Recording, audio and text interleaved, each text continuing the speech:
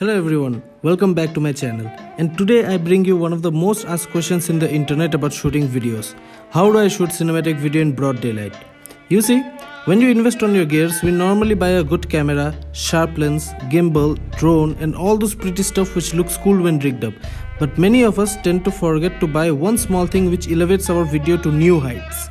Pros don't forget this, and I think you shouldn't too. These are variable ND filters. Now you may say, oh, the UV one which used to protect our lens from UV rays. No sir, I'm talking about the filter which is a must for shooting videos in almost any kind of situation except night.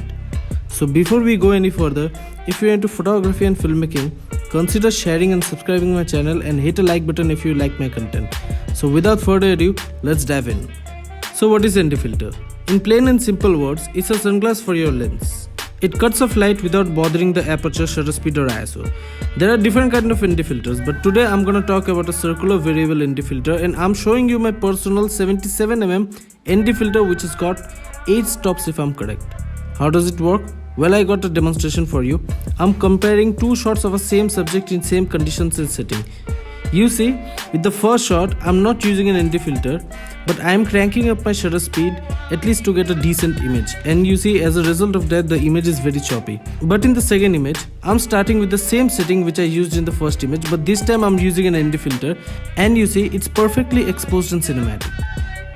If you're a Sony user, or let's say you use log picture profiles for your shooting, this is a must. As you know, in Sony cameras or in any mirrorless nowadays, you can't go beneath your native ISO, which is 800 in Sony. And in case you're wondering that I have to buy a ton of ND to accommodate every lens I've got in my arsenal, the answer is no. You need to buy step rings. These are very cheap and they help your filter to fit into any kind of lenses you have. Now there is only one issue with these ND filters.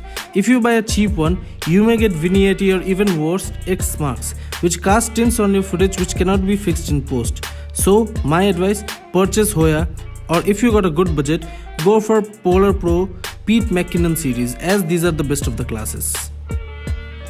I see many cinematographers buy expensive gear but forget this basic tool. Maybe they don't need it, but I certainly do.